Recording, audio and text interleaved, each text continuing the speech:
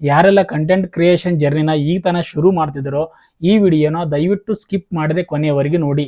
ಏನಕ್ಕಂತಂದರೆ ನಾನು ಮಾಡಿರೋ ಒಂದಿಷ್ಟು ಮಿಸ್ಟೇಕ್ಸ್ನ ನಿಮಗೆ ಹೇಳ್ತೀನಿ. ದಯವಿಟ್ಟು ನೀವು ಆ ಮಿಸ್ಟೇಕ್ಸ್ನ ಅವಾಯ್ಡ್ ಮಾಡಿ. ಆ ಮಿಸ್ಟೇಕ್ಸ್ನ ಅವಾಯ್ಡ್ ಮಾಡಿದ್ರೆ ನಿಮಗೆ ಮುಂದೆ ಆಗ್ತಿರೋ ಒಂದು ದೊಡ್ಡ ಅನಾಹುತಗಳಿಂದ ತಪ್ಪಿಸ್ಕೊಂಡಂಗೆ ಆಗುತ್ತೆ. ಸೊ ಹಾಗಾಗಿ ಈ ಯೂಟ್ಯೂಬ್ ಅಥವಾ ಫೇಸ್ಬುಕ್ ಇನ್ಸ್ಟಾಗ್ರಾಮ್ನಿಂದ ಅರ್ನ್ ಮಾಡಬೇಕು ಅಂದ್ಕೊಂಡಿದ್ರು ಅವರು ದಯವಿಟ್ಟು ಈ ವಿಡಿಯೋನ ಸ್ಕಿಪ್ ಮಾಡದೆ ಕೊನೆಯವರೆಗೂ ನೋಡಿ. ನೀವು ಕಂಟೆಂಟ್ ಕ್ರಿಯೇಷನ್ ಜರ್ನಿನ ಸ್ಟಾರ್ಟ್ ಮಾಡ್ಬೇಕಂತಂದ್ರೆ ಫಸ್ಟ್ ನೀವು ಮಾಡಬೇಕಾಗಿರೋದು ಒಂದು ಮೇಲ್ ಐಡಿನ ಕ್ರಿಯೇಟ್ ಮಾಡಬೇಕು. ತುಂಬಾ ಜನ ಮಾಡ್ತಿರೋ ಮಿಸ್ಟೇಕ್ಸ್ ಏನಂತಂದ್ರೆ ಯಾವುದೋ ಮೇಲ್ ಐಡಿ ತಮ್ಮ ಹತ್ರ ಈಗ ಆಲ್ರೆಡಿ ಇರೋ ಮೇಲ್ ಐಡಿನ ಯೂಸ್ ಮಾಡ್ಕೊಂಡ್ಬಿಟ್ಟು ಯೂಟ್ಯೂಬ್ ಕ್ರಿಯೇಟ್ ಮಾಡ್ತಾರೆ. ಸೊ ಹಾಗಾಗಿ ದಯವಿಟ್ಟು ಆ ಮಿಸ್ಟೇಕ್ಸ್ನ ಮಾಡಕ್ಕೆ ಹೋಗ್ಬೇಡಿ. ಏನಕ್ಕಂತಂದ್ರೆ ಆ ಮೇಲ್ ಐಡಿಯಿಂದ ನಿಮಗೆ ಮುಂದೆ ಯಾವ ಥರ ಅನಾಹುತ ಆಗುತ್ತೆ ಅನ್ನೋದ್ರಂದ್ರೆ, ಫಾರ್ ಎಕ್ಸಾಂಪಲ್ ಹೇಳ್ತೀನಿ, ನಾನು ಮಾಡಿರೋ ಮಿಸ್ಟೇಕ್ಸ್ ಏನಂತಂದ್ರೆ ನಂದು ಯಾವುದೋ ಒಂದು ಓಲ್ಡ್ ಮೇಲ್ ಐಡಿ ಇತ್ತು, ಅದನ್ನ ತುಂಬಾ ದಿನ ಯೂಸ್ ಮಾಡಿರಲಿಲ್ಲ. ಬಟ್ ಹೆಂಗೋ ಯೂಟ್ಯೂಬ್ ಚಾನಲ್ ಕ್ರಿಯೇಟ್ ಮಾಡಬೇಕಲ್ಲ ಅಂತಂದ್ಬಿಟ್ಟು ಸೇಮ್ ಮೇಲ್ ಐಡಿನ ಯೂಸ್ ಮಾಡಿಕೊಂಡು ನಾನು ಚಾನಲ್ ಕ್ರಿಯೇಟ್ ಮಾಡಿದೆ. ಚಾನಲ್ ಕ್ರಿಯೇಟ್ ಮಾಡಿ ಹತ್ತತ್ರ ಒಂದು 20ರಿಂದ 30 ವೀಡಿಯೋಸ್ ಮಾಡಿದ್ದೆ. ಒಳ್ಳೆ ಚೆನ್ನಾಗೇ ಇತ್ತು ವೀಡಿಯೋಸ್ ಎಲ್ಲ, ವ್ಯೂಸ್ ಎಲ್ಲ ಚೆನ್ನಾಗಿ ಬಂದಿತ್ತು, ಮಾನಿಟೈಸೇಷನ್ ಕೂಡ ಆನ್ ಆಗಿತ್ತು. ಅದು ಓಲ್ಡ್ ಮೇಲ್ ಐಡಿ ಆಗಿರೋದ್ರಿಂದ ಒಂದಿಷ್ಟು ಸೆಕ್ಯೂರಿಟಿ ಆಪ್ಷನ್ಸ್ನ ನಾನು ಆನ್ ಮಾಡ್ಕೊಂಡಿರಲಿಲ್ಲ. ಹಿಂಗಾಗಿ ಏನಾಯ್ತು ಅಂತಂದ್ರೆ ನಾನು ಲ್ಯಾಪ್ಟಾಪಲ್ಲಿ ಏನೋ ಮಾಡಬೇಕಾದ್ರೆ ನನ್ನ ಲ್ಯಾಪ್ಟಾಪ್ ಸಡನ್ ಆಗಿ ಯಾವುದೋ ಒಂದು ಸಾಫ್ಟ್ವೇರ್ ಇನ್ಸ್ಟಾಲ್ ಮಾಡಿದೆ. ಆ ಟೈಮಲ್ಲೇ ಎಲ್ಲ ಹ್ಯಾಕ್ ಆಯಿತು. ಹ್ಯಾಕ್ ಆಗಿ ಏನಾಯ್ತಪ್ಪ ಅಂತಂದ್ರೆ ನನ್ನ ಮೇಲ್ ಐಡಿನ ರಿಕವರಿ ಮಾಡೋಕ್ಕಾಗಲಿಲ್ಲ. ಮೇಲ್ ಐಡಿ ರಿಕವರಿ ಮಾಡೋಕ್ಕಾಗಲಿಲ್ಲ ಅಂತಂದ್ರೆ ಯೂಟ್ಯೂಬ್ ಚಾನಲ್ ರಿಕವರಿ ಮಾಡೋಕ್ಕಾಗಲೇ ಇಲ್ಲ. ಸೊ ಆ ಒಂದು ಯೂಟ್ಯೂಬ್ ಚಾನಲ್ ನಾನು ಕಳ್ಕೊಳ್ಬೇಕಾಯ್ತು.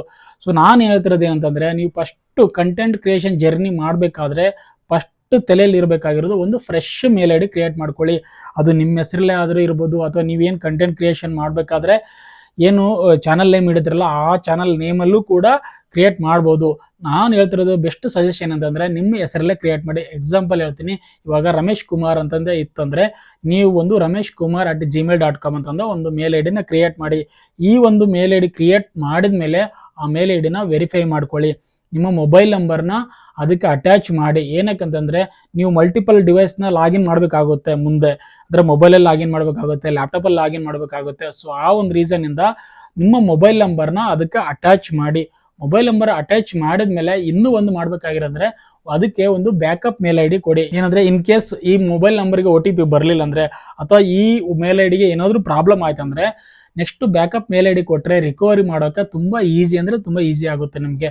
ಸೊ ಆ ಒಂದು ರೀಸನಿಂದ ಫಸ್ಟ್ ಸ್ಟೆಪ್ ಏನಂತಂದರೆ ಒಂದು ಮೇಲ್ ಐಡಿ ಕ್ರಿಯೇಟ್ ಮಾಡೋದು ಅಥೆಂಟಿಕ್ ಆಗಿ, ಅದಕ್ಕೆ ನಿಮ್ಮ ಮೊಬೈಲ್ ನಂಬರು ಮತ್ತೆ ಒಂದು backup mail ID. Backup mail ID ಈಗಾಗಲೇ ಯೂಸ್ ಮಾಡ್ತಿರೋ ಡ್ಯಾಡಿದಿರ್ಬೋದು, ಅಥವಾ ನಿಮ್ಮ ಮಮ್ಮಿದಿರ್ಬೋದು, ಅಥವಾ ನಿಮ್ಮ ಸಿಸ್ಟರು ಅಥವಾ ನಿಮ್ಮ ಬ್ರದರ್ದು ಒಂದು ಮೇಲ್ ಐಡಿ ಇತ್ತಂದರೆ, ಆಕ್ಟಿವ್ ಮೇಲ್ ಐಡಿ ಇತ್ತಂದರೆ ಅದನ್ನು ಅಟ್ಯಾಚ್ ಮಾಡ್ಕೊಳ್ಳಿ. ಅದು ನಿಮಗೆ ಮುಂದೆ ತುಂಬ ಯೂಸ್ಫುಲ್ ಆಗುತ್ತೆ. ಅದ್ರ ಜೊತೆಗೆ ಪ್ರತಿ ತಿಂಗಳು ನಿಮ್ಮ ಜಿಮೇಲ್ ID ಪಾಸ್ವರ್ಡ್ನ ಚೇಂಜ್ ಮಾಡ್ತಾ ಇರಿ. ಏನಕ್ಕಂತಂದರೆ ಇದು ಸೆಕ್ಯೂರಿಟಿ ರೀಸನ್ಗೋಸ್ಕರ. ಪ್ರತಿ ತಿಂಗಳು ನೀವು ನಿಮ್ಮ ಮೇಲ್ ಐಡಿನ ಒಂದು ಪಾಸ್ವರ್ಡ್ನ ಚೇಂಜ್ ಮಾಡ್ತಾ ಇರಿ.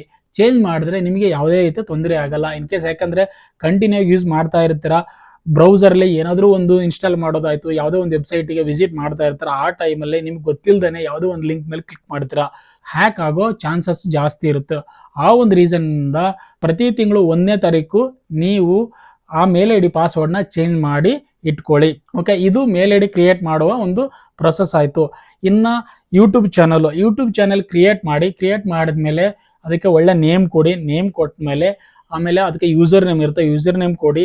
ಇದಾದ ಮೇಲೆ ನೀವೇ ಮಾಡಿ ಅಂದರೆ ನಿಮ್ಮ ಚಾನಲ್ನ ವೆರಿಫೈ ಮಾಡ್ಕೊಳ್ಳಿ. ವೆರಿಫೈ ಮಾಡಿದ್ರೆ ಮಾತ್ರ ನೀವು ಡಿಸ್ಕ್ರಿಪ್ಷನಲ್ಲೇ ಲಿಂಕ್ಸ್ ಹಾಕೋದಾಯಿತು ಅಥವಾ ಬೇರೆ ಬೇರೆ ಥರ ಆಪ್ಷನ್ಸ್ನ ಎನೇಬಲ್ ಮಾಡ್ಕೊಂಡಂಗೆ ಆಗುತ್ತೆ.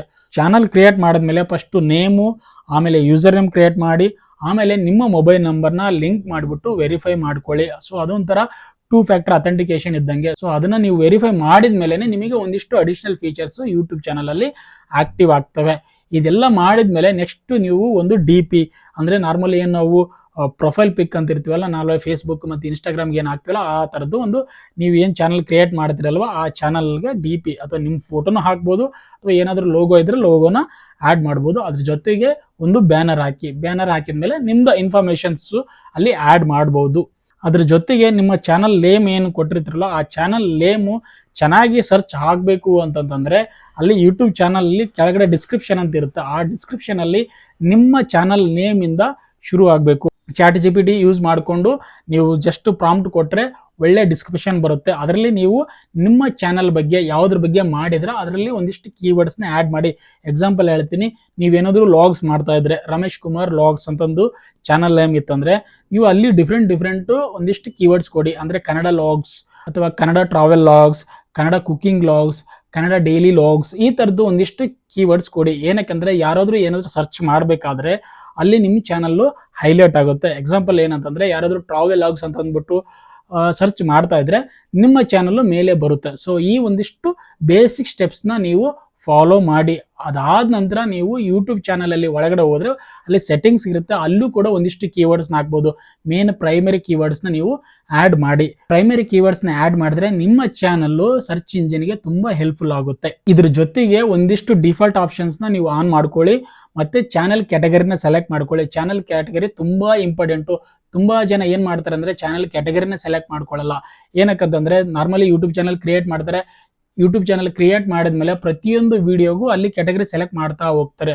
ಸೊ ನಾನು ಹೇಳ್ತಾರೆ ಏನಂತಂದರೆ ದಯವಿಟ್ಟು ಆ ಥರ ಮಾಡೋಕೆ ಹೋಗಬೇಡಿ. ಚಾನಲ್ ಕ್ರಿಯೇಟ್ ಮಾಡುವಾಗಲೇ ನೀವು ನಿಮ್ಮ ಚಾನಲ್ನ ಕ್ಯಾಟಗರಿನ ಸೆಲೆಕ್ಟ್ ಮಾಡ್ಕೊಳ್ಳಿ. ಎಕ್ಸಾಂಪಲ್ ಹೇಳ್ತೀನಿ, ನಿಮ್ಮ ಚಾನಲ್ಲು ಎಂಟರ್ಟೈನ್ಮೆಂಟ್ ಬಗ್ಗೆ ಇದ್ದರೆ ಎಂಟರ್ಟೈನ್ಮೆಂಟ್ ಅಂತ ಸೆಲೆಕ್ಟ್ ಮಾಡ್ಕೊಳ್ಳಿ. ಎಜುಕೇಷನ್ ಬಗ್ಗೆ ಅಂದರೆ ಟ್ಯುಟೋರಿಯಲ್ಸು ಅಥವಾ ಏನಾದರೂ ನೀವು ಕೋರ್ಸ್ ಬಗ್ಗೆ ಹೇಳ್ತಾ ಇದ್ದರೆ ಎಜುಕೇಷನ್ ಅಂತ ಅಲ್ಲಿ ಹಾಕಿ.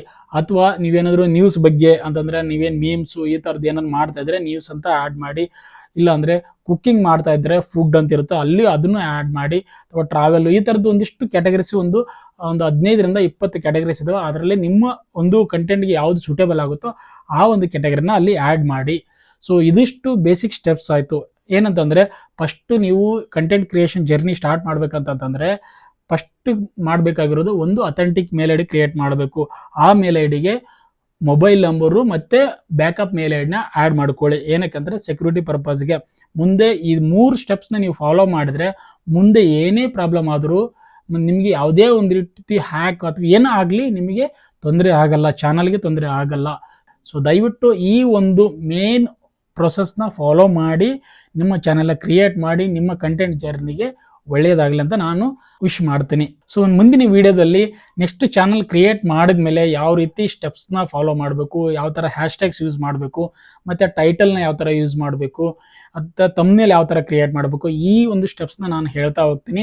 ದಯವಿಟ್ಟು ಯಾರೆಲ್ಲ ನಮ್ಮ ಚಾನಲ್ಗೆ ಫಸ್ಟ್ ಟೈಮ್ ವಿಸಿಟ್ ಮಾಡಿದಾರೋ ಅವರು ನಮ್ಮ ಚಾನಲ್ನ ಸಬ್ಸ್ಕ್ರೈಬ್ ಮಾಡಿ, ಜೊತೆಗೆ ನೋಟಿಫಿಕೇಷನ್ನ ಆನ್ ಮಾಡಿಟ್ಕೊಳ್ಳಿ. ನಾನು ನೆಕ್ಸ್ಟು ಯಾವುದಾದ್ರೂ ವಿಡಿಯೋ ಮಾಡಿದ್ರೆ ನಿಮಗೆ ಡೈರೆಕ್ಟಾಗಿ ನೋಟಿಫಿಕೇಷನ್ ಬರುತ್ತೆ, ಆವಾಗ ನೋಡ್ಬೋದು.